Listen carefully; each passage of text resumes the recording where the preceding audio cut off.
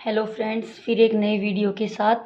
और इससे पहले जब हमने पृथ्वी की आंतरिक संरचना के क्वेश्चंस किए थे तो उसमें हमने जो प्रत्यक्ष अप्रत्यक्ष स्रोतों की बात की थी और उसके बाद जो पृथ्वी की जो 3 परतें थी, आंतरिक संरचना की जो 3 परतें थी,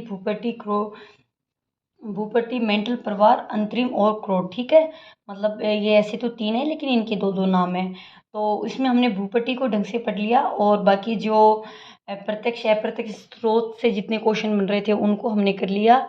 और आज हम बात करेंगे अंतिम जो इसकी परत है उसकी, और उसके अलावा जो सिद्धांत हैं उनकी। तो चलिए, इससे पहले क्वेश्चन 67 क्वेश्चन अपन कर चुके हैं और आज हम बात करेंगे क्वेश्चन नंबर 68 की। तो क्वेश्चन नंबर 68 है, सबसे निचली परत कौन सी है?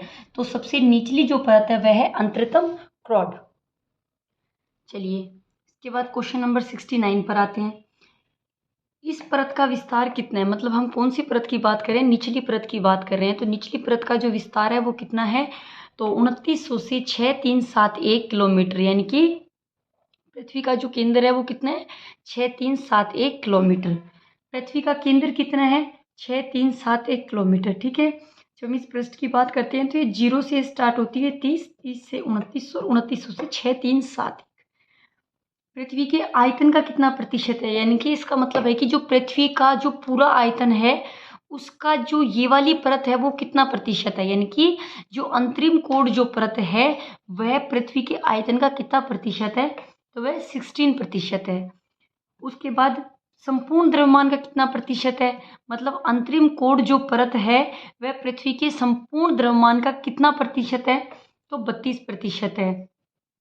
क्रोड को कितने भागों में बांटा गया है? तो क्रोड को भी 2 भागों में बांटा गया है। ठीक है, दोनों दोनों क्रोडों के नाम लिखिए, तो बाह्य और आंतरिक क्रोड। बाह्य अंतरतम की गहराई कितनी है? हम यहाँ पे चाहे अंतरतम कह दें चाहे इसको क्रोड कह दें, बात एक ही है। बाह्य अंतरतम की गहराई कितनी है? तो बाह्य की पूछा है तो 2900 से 5150, और अगर आंतरिक की पूछे तो आंतरिक में होगा 5150 से 6371 किलोमीटर। ठीक है, अब देखो, हम ऐसे भी विचार लगा सकते हैं जब हम इस चीज को बना रहे हैं तो बाह्य अंदर बन रहा है, तो फिर आंतरिक को हम आंतरिक को जो बाह्य है और आंतरिक है, तो अंतरतम आंतरिक अंतरतम यानी कि पृथ्वी की गहराई, यहाँ से पृथ्वी की संरचना की बात हो रही, पृथ्वी की संरचना यो है तो इसलिए हम इसको आंतरिक बोलेंगे। ये चाहे इस डिब्बे के अंदर ही क्यों ना बना हो लेकिन हम इसको आंतरिक बोलेंगे। तो कितना हो गया? 5150 से 6371 किलोमीटर। उसके बाद यह क्रोड किस अवस्था में है? कौन सा क्रोड? आंतरिक अंतरतम। ठीक है, सॉरी, बाह्य अंतरतम की प्रकृति कैसी है? तरल। बाह्य अंतरतम की गहराई कितनी है? इतनी, और प्रकृति कैसी है? तरल। उसके बाद आंतरिक अंतरतम की गहराई कितनी है? तो मैंने अभी बताया था 5150 से 6371 किलोमीटर। पृथ्वी का केंद्र कितना है? 6371। ठीक है, यह क्रोड की किस अवस्था में है? आंतरिक अंतरतम की गहराई पूछ रहा है।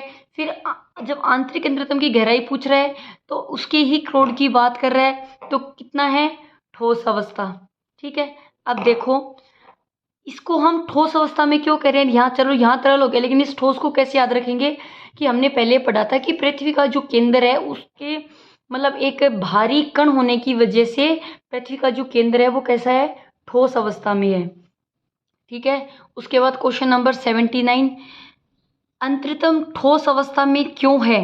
यानी कि अंतरतम ठोस अवस्था में क्यों? यानी कि जो आंतरिक अंतरतम की जो गहराई इतनी है इसकी ठोस अवस्था में है, लेकिन ये ठोस अवस्था में क्यों है? पहले तो इसका कारण देखो, सबसे सिंपल रीजन तो इसका वो ही होगा कि इसके जो भारी कण हैं, ठीक है, जैसे फेरिक प्लस निकल के कणों से भारी कण जो है वो उसके केंद्र में है, तो उसके दूसरी बात, ये ठोस अवस्था में इसलिए हो जाता है क्योंकि यहाँ पी तरंगों का जो वेग है वो अचानक से बढ़ जाता है। ठीक है, उसके बाद तो बाह्य क्रोड में पी तरंगों का वेग क्या होगा? तो बाह्य तरंगों में पी तरंगों का वेग है वो कम हो जाएगा और आंतरिक कोण में ज्यादा हो जाएगा। ठीक है, बाह्य तरंगों में कम हो जाएगा और आंतरिक में ज्यादा हो जाएगा। चलिए, उसके बाद नेक्स्ट क्वेश्चन। ठीक है, अंतरिम क्रोड बाह्य क्रोड को हमने पढ़ लिया। अंतरिम जो है वो ठोस अवस्था में है और उसमें पी तरंगों का वेग अचानक से बढ़ जाता है, और जो बाह्य क्रोड है उसमें पी तरंगों का वेग कम हो जाता है और वो तरल अवस्था में है। चलिए, उसके बाद क्वेश्चन नंबर 82, प्रवार तथा अंतरतम की सीमा पर स्थित संक्रमणीय क्षेत्र, यानी कि प्रवार, मेंटल प्रवार यानी कि जो बीच की परत है वो, और अंतरतम की सीमा यानी कि प्रवार का उपला हिस्सा हो रहा है, अंतरतम की सीमा लग रही है, पर स्थित जो क्षेत्र है वो कौन सा संक्रमणीय क्षेत्र है, तो वह कौन सा है, गुटेनबर्ग या विचार असंबद्धता। कौन सा, गुटेनबर्ग या विचार असंबद्धता। उसके बाद बाह्य क्रोड से और केंद्र के बीच की कौन सी परत है, बाह्य क्रोड समझ गए होंगे आप, बाह्य क्रोड से और केंद्र के बीच में कौन सी है, लेहमान, लेहमान असंतत्य परत। अब असंतत्य परत किसे कहते हैं, तो देखो, पृथ्वी की आंतरिक गहराई में चट्टानों के घनत्व में तेजी से जो परिवर्तन होता है, ठीक है, उसको हम क्या कहते हैं, असंतत्य परत। यानी कि पृथ्वी की आंतरिक गहराई में चट्टानों के घनत्व में जो तेजी से परिवर्तन होने लगता है तो उसको हम क्या कहेंगे, असंतत्य परत। उसके बाद क्वेश्चन नंबर 85, महाद्वीपीय क्रस्ट व महासागरीय क्रस्ट के बीच में कौन सी परत है, महाद्वीपीय क्रस्ट और महासागरीय क्रस्ट, तो कौन सी परत है, कोनार्ड असंतत्य परत। ठीक है, हमने इसको ट्रिक से पढ़ा था, कोमा में रेवली सबसे ऊपर भूपट्टी की बात की थी, और जब भूपट्टी की बात की थी तो उसमें सबसे ऊपर था महाद्वीपीय क्रस्ट जो कि ग्रेनाइट की थी, जिनकी प्रकृति अम्लीय थी, उसके नीचे था महासागरीय क्रस्टों का निर्माण होता है। ठीक है, जब महासागरीय क्रस्टों का जो निर्माण होता है वो जो होती है वो विशाल चट्टानें होती है, उनकी प्रकृति क्षारीय होती है। तो जब इन दोनों के बीच में जो एक परत होती है वो परत कौन सी है, महाद्वीपीय क्रस्ट और महासागरीय क्रस्ट, चाहे हम इसको ऊपरी भूपट्टी या निचली भूपट्टी भी बोल सकते हैं। ठीक है, तो उसमें कौन सी परत है, कोनार्ड असंतत्य परत। चलिए, निचली क्रस्ट व ऊपरी मेंटल, यानी कि क्रस्ट के दो हिस्से बताए थे, ऊपरी क्रस्ट और निचली क्रस्ट। निचली क्रस्ट और ऊपरी मेंटल, यानी कि मेंटल को 3 हिस्सों में बांटा था, तो जो ऊपर वाला जो हिस्सा है उसके बीच में कौन सी परत है, मोहो असंतत्य परत, कोमा में रेवली। ठीक है, तो मोहो आ गया सेकंड नंबर पे, पहले भूपट्टी आ गई, उसके बाद भूपट्टी और क्रस्ट दोनों, उसके बाद ऊपरी मेंटल व निचली मेंटल के बीच में, ऊपरी मेंटल हो गया और निचली मेंटल के बीच में। ठीक है, यानी कि मेंटल को बताया था 3 हिस्सों में बांटा है, तो ऊपरी मेंटल और निचली मेंटल के बीच में रेपेटी असंतत्य परत, कौन सी, रेपेटी असंतत्य परत। चलिए, उसके बाद निचली मेंटल व बाह्य क्रोड के बीच में, मेंटल को 3 हिस्सों में बांट लिया था, ठीक है, और क्रोड को 2 हिस्सों में बांट लिया। ठीक है, अब निचली मेंटल व बाह्य क्रोड के बीच में गुटेनबर्ग असंतत्य परतें, कौन सी, गुटेनबर्ग असंतत्य परतें। चलिए, बाह्य क्रोड व अंतरिम क्रोड के बीच में लेहमान असंतत्य परत। ठीक है, सबसे आखिरी परत कौन सी होगी, लेहमान, कोमा में रेवली, क म रेवली। ठीक है, कोमा में रेवली आपका हो गया। देखिए, जब हम इसको चित्र से बनाएंगे तो हम वहाँ पे इतना गौर करेंगे, भूपट्टी 2 हिस्सों में हो रही है तो भूपट्टी के 2 हिस्से हो गए, तो यहाँ पे आप समझ गएंगे महाद्वीपीय क्रस्ट ऊपर वाला, महाद्वीप को कैसे याद रखेंगे और महासागर कैसे याद रखेंगे, तो ऐसे याद कर लो, डी पहले आता है, यानी कि द्वीप हो गया तो महाद्वीप ऊपर हो गया, महासागरीय क्रस्ट हो गया। ठीक है, तो महाद्वीपीय ऊपर और महासागर के बीच में एक हो गई, तो वो तो हो गई कोनार्ड। अब भूपट्टी क्रस्ट, भूपट्टी का निचला और मेंटल का पहला, तो मोहो हो गई, ऊपरी मेंटल और निचली मेंटल, मेंटल को 3 हिस्सों में हो गया ना, तो रेपेटी, निचली मेंटल और बाह्य क्रोड के बीच में गुटेनबर्ग। ठीक है, और बाह्य क्रोड व अंतरिम क्रोड के बीच में लेहमान असंतत्य परत। चलिए, नेक्स्ट क्वेश्चन, क्वेश्चन नंबर 90, रासायनिक संरचना के आधार पर किस भूगोलवेत्ता ने पृथ्वी के बारे में बताया है, तो स्विस ने बताया है। किसने, स्विस ने बताया रासायनिक संरचना के आधार पर। इससे पहले जब हमने इसके शॉर्ट नोट्स पढ़े थे तो उसमें हमने इसको ट्रिक से याद किया था। ठीक है, तो एक बार आप वो वीडियो जरूर देख लेना, 15 से 20 मिनट का वीडियो है और आपको एक बार रिवीजन हो जाएगा उससे।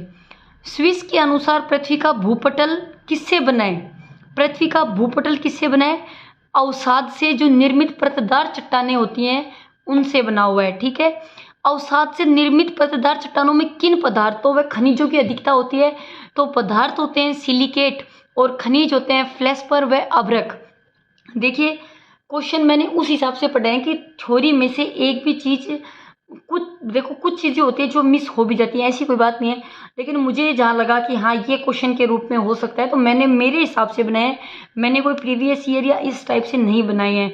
ठीक है, तो देखिए, अवसाद से निर्मित, यानी कि पृथ्वी का जो भूपटल है वो किससे बना, तो वो तो अवसाद से निर्मित पदार्थ चट्टाने, अवसाद जो होते हैं ना हमारे, जैसे ये जीव जंतु जो पृथ्वी में मर जाते हैं, या जो पेड़ पौधे होते हैं, या जैसे हमारे कोई भी जैसे आंतरिक पृथ्वी में जो घटना हो रही है, तो वो जो मलबा वगैरह जो इकट्ठा होता है उससे जो चट्टानें बनती हैं, उन चट्टानों को हम कह सकते हैं कि अवसाद से निर्मित पदार्थ चट्टानें। ठीक है, अब जो अवसाद से जो निर्मित पदार्थ चट्टानें हैं उनमें पदार्थ कौन से ज्यादा होते हैं और खनिज कौन से ज्यादा होते हैं, तो उनमें पदार्थ होते हैं सिलिकेट और उनमें खनिज होते हैं फेल्सपार व अभ्रक।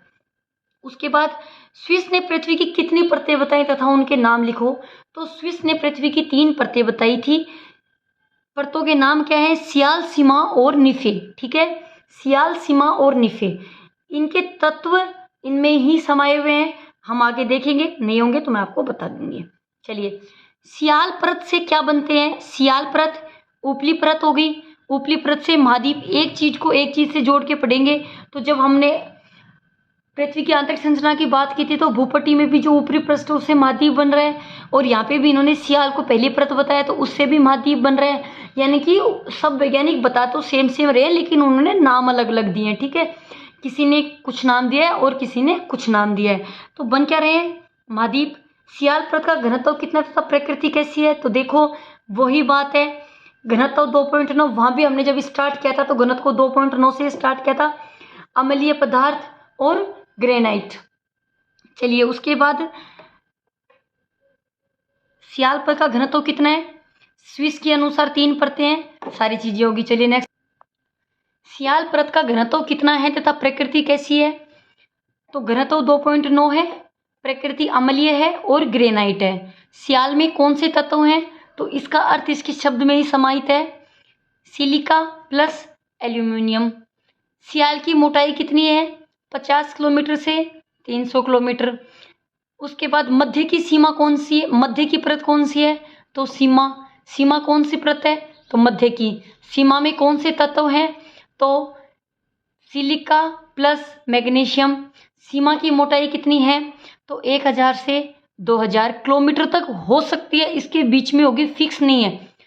सीमा का घनत्व कितना है, 2.9 से 4.7। चलिए नेक्स्ट क्वेश्चन, सबसे गहराई की परत कौन सी है, निफे। और निफे है, निफे में निकल प्लस फेरिक, घनत्व कितना है, 11 ग्राम प्रति घन सेंटीमीटर। उसके बाद क्वेश्चन नंबर, ऑर्थर होम्स ने पृथ्वी को कितने भागों में बांटा तथा उनके नाम लिखो, क्रस्ट और सबस्ट्रेटम। कितनों में भागा, इसका मतलब 2 में बांटा। चलिए क्वेश्चन नंबर 103, गुटेनबर्ग व लिंक ने पृथ्वी की कितनी परतें बताई, तो उन्होंने पृथ्वी की 4 परतें बताई। और भूकंपीय लहरों के आधार पर कितने मंडल हैं, 3 मंडल हैं, लिथोस्फीयर, पायरोस्फीयर और बेरिस्फीयर। चलिए आज का वीडियो समाप्त करते हैं यहीं पे, अब मिलेंगे हम हमारे नए टॉपिक के साथ, और हमारा नया टॉपिक होगा भूकंप। पहले हम उसको शॉर्ट नोट्स के रूप में पढ़ेंगे, उसके बाद उससे जितने भी क्वेश्चन मेरे समझ में आ रहे हैं वो मैं आपको बताऊंगी। चलिए, हो सकता है कि इससे आपकी थोड़ी कोई हेल्प हो। धन्यवाद।